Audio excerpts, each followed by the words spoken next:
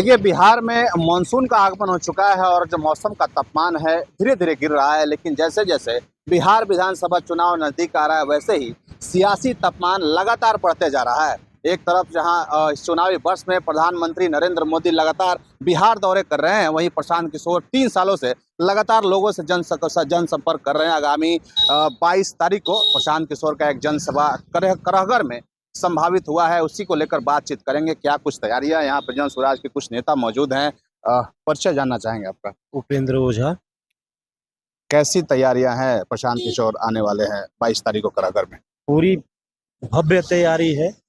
अभी तक जितना कार्यक्रम हुआ, जितना बदलाव यात्रा हुआ, सफल रहा। यहाँ भी सफल रहेगा। थोड़ा मानसून का असर है, लेकिन उससे कोई मानसून का असर, लेकिन फर्क नहीं पड़ेगा। लोगों में पूरा भरपूर उत्साह है। जी, हमारे साथ श्रीकांत तिवारी जी भी हैं। तिवारी जी, क्या लगता है कैसी कैसी तैयारियां हैं प्रशांत किशोर को लेकर? देखा जा रहा है कि पूरा चर्चा का विषय बना हुआ है। पहली बार इस शाहाबाद क्षेत्र में आ रहे हैं कहीं ना कहीं। पहले आपके चैनल को मैं धन्यवाद देता हूं जन स्वराज पार्टी की तरफ से, और इस डेहरी विधानसभा प्रभारी होने के नाते और बिहार प्रदेश जन स्वराज पार्टी के कार्य समिति सदस्य होने के नाते इस चैनल को मैं धन्यवाद देता हूं। और रह गई कि प्रशांत किशोर जी का जो बदलाव यात्रा बिहार के हर जिला में हो रहा है, ये बदलाव यात्रा जो है बिहार का भविष्य बदलने वाला है। बिहार के नौजवानों का भविष्य बदलने वाला है। यहाँ के रोजगारों का भविष्य बदलने वाला है। यहाँ के युवकों का भविष्य बदलने वाला है। जो पलायन कर रहे हैं उनका भविष्य बदलने वाला है। यहाँ महिलाओं का भविष्य बदलने वाला है। यहाँ किसानों और मजदूरों का भविष्य बदलने वाला है। इसलिए प्रशांत किशोर जी ने, जो हमारे जन स्वराज पार्टी के सूत्रधार हैं, उन्होंने बड़े ही कृत संकल्पित होकर और आज 3 साल से गांव-गांव में पदयात्रा भी किए। और अभी जो है चुनाव नजदीक आ गया है सर पर, हर एक जिला में, हर एक प्रखंड में इनका जनसभा हो रहा है। बिहार बदलाव सभा, इसके माध्यम से अपना पार्टी का चर्चा और परिचर्चा और सरकार की विफलता, और सरकार की जो 20 साल में विफलता हुई है, नीतीश कुमार की सरकार हो, एनडीए की सरकार हो, या विगत दिनों में लालू जी का सरकार हो, ये विफलता के कगार पर रही है। इस व्यवस्था को बदलने के लिए, इस बिहार की व्यवस्था को सुदृढ़ करने के लिए प्रशांत जी ने बिहार बदलाव यात्रा शुरू की है। कैसी तैयारियां है दिलशाद आलम जी? प्रशांत किशोर का आगमन है 22 तारीख को, मानसून भी लगातार आप देख रहे हैं, क्या कुछ तैयारियां हैं? सबसे पहले तो मैं आपके चैनल को धन्यवाद कहूँगा। तैयारियों की अगर बात करें तो प्रशांत किशोर जी का आगमन सिर्फ इस रूप में नहीं देखा जाना चाहिए कि प्रशांत आ रहे हैं।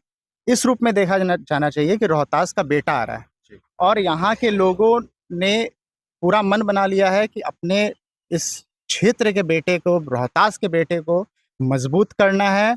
और उनके जो सभा करगहर में आगामी 22 तारीख को होने जा रही है, उसमें बढ़ चढ़ करके लोगों का जाना है। और एक बहुत बड़ी संख्या में लोगों का वहाँ पे आपको हुजूम देखने के लिए मिलेगा। बारिश हो, धूप हो, चाहे कुछ भी हो, लोग उसमें पार्टिसिपेट करेंगे और अपने बेटे का हाथ, जन स्वराज का हाथ थामेंगे। और इस उपलक्ष्य में मैं एक चीज़ कहना चाहता हूँ आपके चैनल के माध्यम से कि प्रशांत किशोर जी, हमने रामायण सभी ने पढ़ी है। रामायण में हनुमान जी को याद दिलाने वाले जामवंत जी थे कि उनके अंदर क्या असीम शक्तियां हैं। उसी तरह बिहार के लोगों को, जो बिहार के लोग हैं, वो अपनी शक्तियों को भूल चुके हैं। वो अपनी ताकत का एहसास नहीं कर पा रहे हैं। और प्रशांत किशोर जी उसी श्री जामवंत जी की तरह आए हुए हैं, बिहार के लोगों को याद दिलाने कि बिहार के लोगों के अंदर क्या शक्ति है, क्या उनके अंदर ऊर्जा भरी हुई है। और उस ऊर्जा से लोग धीरे धीरे रूबरू हो रहे हैं, और ये आपको चुनाव के समय जरूर देखने के लिए मिलेगा। वापिस ओझा जी के पास आएंगे। ये बताइए, क्या कुछ उद्देश्य, जैसे कि इन्होंने बताया बिहार के लोगों को जागृत करने के लिए ये आगमन है, किस राजनीतिक रूप से अगर देखा जाए तो क्या कुछ उद्देश्य है इसका? उद्देश्य यही है, लोगों को जागरूक करना, बिहार में बदलाव करना।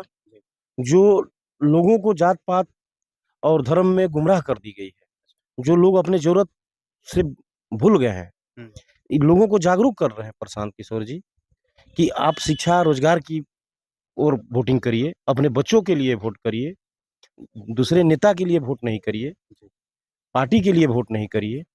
लोगों को जागरूक करने का उन्होंने जो परिश्रम किया है, जो 3 साल से पद यात्रा किया है, उसका परिणाम अब आना शुरू हुआ है।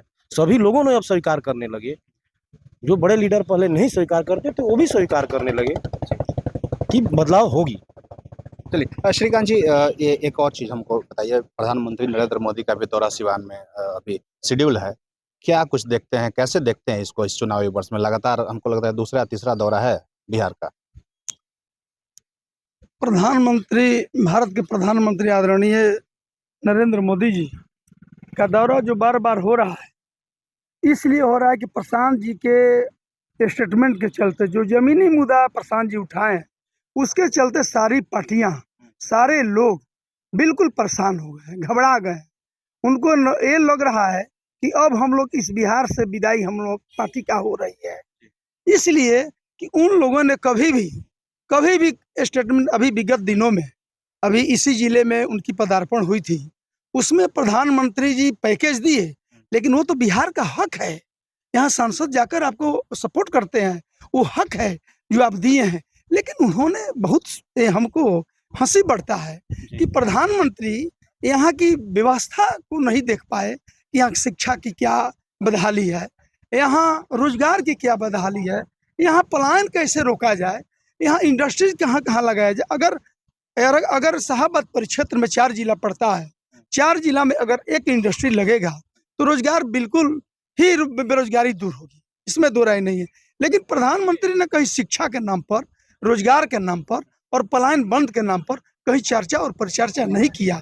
इसलिए प्रशांत किशोर जी बार बार इस पर फोकस कर रहे हैं कि आप लोग आज तक कहीं 5 किलो अनाज के नाम पर, कहीं मंदिर और मस्जिद के नाम पर, कहीं जाति के नाम पर, कहीं आप लोग दारू और शराब के नाम पर, कहीं 500,000 रुपए के नाम पर आप लोगों ने वोट किया।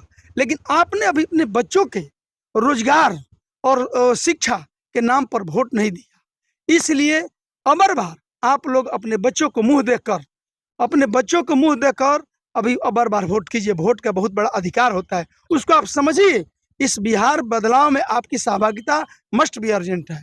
इसलिए प्रधानमंत्री घबरा गए इनके मुद्दा के चलते, और सारे लोग अब नकल कर रहे हैं। जैसे आपको चिराग पासवान जी भी कह रहे हैं कि यहाँ पलायन बंद होना चाहिए, यहाँ बेरोजगारी बढ़ रही है, तो सारे लोग इसका श्रवण कर अनुकरण कर और सारे लोग अपने समाज में स्टेटमेंट देते हैं, मीडिया के माध्यम से, चैनल के माध्यम से। लेकिन प्रशांत जी का जो अपना संकल्प है कि बिहार में एक व्यवस्था बदल दिया जाए, ऐसा व्यवस्था बदल दिया जाए कि जो जातिगत ना हो, धर्मगत ना हो, और केवल शिक्षा, रोजगार और यहाँ की बेरोजगारी है जो पलायन लोग करते हैं, हर एक जाति से करते हैं, हर एक धर्म से करते हैं, उनका पलायन बंद हो और यही इंडस्ट्री लगे और गुजरात, महाराष्ट्र और दिल्ली और कर्नाटक के लोग यहाँ आकर मजदूरी करने लगे, तब हम जानेंगे कि जनता का राज हो गया। जन सुराज का शाब्दिक अर्थ होता है जनता का राज।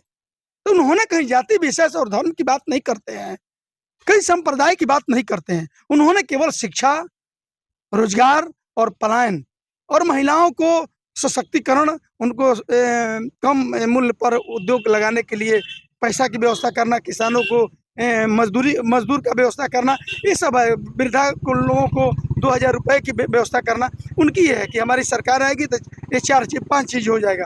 लेकिन प्रधानमंत्री नहीं, सारे लोग विपक्ष के कॉपी करने लगे, सब लोग कॉपी कर रहे हैं और सब लोग को घबराहट हो गई है कि अब तो लगता है कि हमको कहीं अब कोई मुद्दा ही नहीं है कि हम बिहार के इशू पर बात करेंगे। इस चुनाव में कोई मुद्दा ही नहीं है, इसलिए प्रधानमंत्री का दौरा इतना जल्दी हो रहा है। लेकिन हम लोग के कांग्रेस के समय में आप देखे होंगे कि प्रधानमंत्री का दौरा बहुत कम होता है जी। अब प्रधानमंत्री जो बोलते हैं वो करते थे पहले, लेकिन ये प्रधानमंत्री क्या कह कर आए कि जब मैं आऊंगा, यूपीए के गवर्नमेंट और मनमोहन सिंह को हटाने के लिए इन्होंने क्या झूठ बोला कि मैं आऊंगा, स्विस बैंक में काला धन इतना जमा है कि एक आदमी पर 15-15 लाख रुपया होगा, खाता भी खुला, सब कुछ हुआ, लेकिन क्या हुआ, टाइम फीस हो गया। तो ये तो झूठा वादा करते हैं, जबकि प्रधानमंत्री को झूठा नहीं बोलना चाहिए। कोरोना के समय में आप देखबे किए क्या किए, कहीं थाली पजवा रहे हैं, कहीं बॉल बुतवा रहे हैं, कहीं दीपक जलवा रहे हैं। अभी देखे कि अभी पहलगाम में जो हुआ घटना, आतंकवादियों के द्वारा उसमें कर रहे हैं। अब सिंदूर बंटवा रहे हैं घरे घर। अरे क्या उस विधवा को सिंदूर लगाने का हक है?